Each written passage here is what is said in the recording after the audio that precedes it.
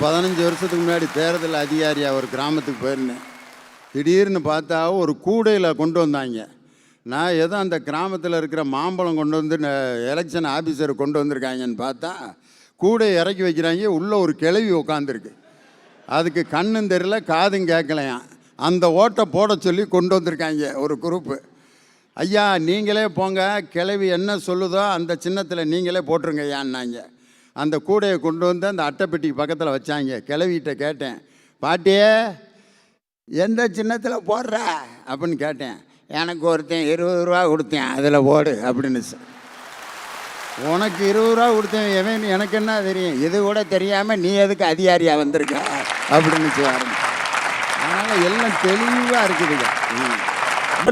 நல்லவன் என்னைக்கு நீங்கள் பார்த்து ஓட்டு போடுறீங்க?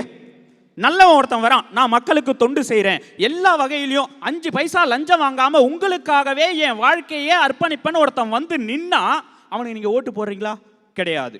எந்த கட்சி, எந்த சின்னம், என்ன ஜாதி, என்ன மதம், அவன் எவ்வளவு கொடுப்பான்னு பார்த்துட்டு தானே நீங்கள் ஓட்டே போடுறீங்க.